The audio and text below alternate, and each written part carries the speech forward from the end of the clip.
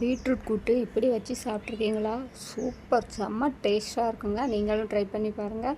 பீட்ரூட்டை பொடி பொடியாக கட் பண்ணிக்கோங்க. ஒரு தக்காளி பழம் கட் பண்ணியிருக்கேன், ஒரு பச்சை மிளகா. இது கட் பண்ணி நம்ம அவிச்சு எடுத்துருவோம். நம்ம அரைக்கிறதுக்கு மிக்ஸி ஜாரில் கொஞ்சம் மஞ்சத்தூள், கொஞ்சம் ஜீரகம், கொஞ்சம் மஞ்சத்தூள், கொஞ்சம் வத்தல் பொடி. நம்ம அதில் ஒரு பச்சை மிளகு போட்டிருக்கோம், அதனால் இதில் கொஞ்சம் காரம் கம்மியாக போட்டுக்கோங்க. போட்டுட்டு கொஞ்சமாக தேங்காய், நிறைய தேங்காய்லாம் எடுக்க வேணாம், கொஞ்சமாக தேங்காய் எடுத்து அதை மிக்ஸி ஜாரில் போட்டு நம்ம அரைச்சி எடுத்து வச்சுருவோம். இப்போ பார்த்திங்களா, பீட்ரூட்டு வெந்துட்டு இனி நம்ம அரைச்சி வச்சுருக்க மசாலையை அந்த பீட்ரூட் கூட ஊற்றிடுவோம். ஊற்றிட்டு ஒரு கிண்டி அப்படியே கொதிக்க வச்சுருங்க. தண்ணியாக வைக்க வேண்டாம், இது கட்டியாக கொஞ்சம் தண்ணி வச்சுக்கோங்க, அது வற்றிடும்.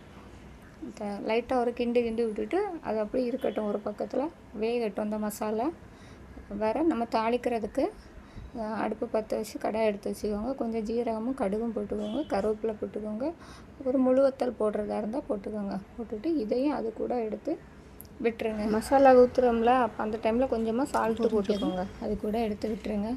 செம்ம டேஸ்ட்டாக இருக்குங்க. நம்ம பீட்ரூட் சீவி வைக்கிறத விட இது கொஞ்சம் டேஸ்ட் அதிகமாக இருக்கும். ஏன்னா அந்த வயசானவங்க கடிக்கிறதுக்கு கொஞ்சம் கஷ்டமாக இருக்கும், அதனால் சீவி வைக்கிறது. இது சூப்பராக இருக்குங்க. சும்மா குழம்பு எதுவுமே வேண்டாம், நம்ம வெறும் சாப்பாட்டில் போட்டு சாப்பிட்டா போதும், வேறு லெவல். நீங்களும் வீட்டில் ட்ரை பண்ணி பாருங்கள். நான் கொஞ்சோள சாதம் எடுத்து கொஞ்சோள அந்த பீட்ரூட் கூட்டு வச்சு சாப்பிட்றதுக்கு ரெடி ஆகிட்டேன். நீங்களும் இதை ட்ரை பண்ணி பாருங்கள், ஓகேவா? நம்ம சேனலுக்கு சப்போர்ட் பண்ணுங்கள், சப்ஸ்கிரைப் பண்ணுங்கள், லைக் பண்ணுங்கள், ஷேர் பண்ணுங்கள். கூடுதலாக இதே மாதிரி நீங்களும் ட்ரை பண்ணி பாருங்கள், அப்போ தான் உங்களுக்கும் தெரியும். நல்லா இருக்குல்ல, பார்த்தா கலர்ஃபுல்லாக இருக்கு இல்லையா? Okay, bye, see you. நான் சாப்பிட போகிறேன், நீங்களும் ட்ரை பண்ணி பாருங்கள்.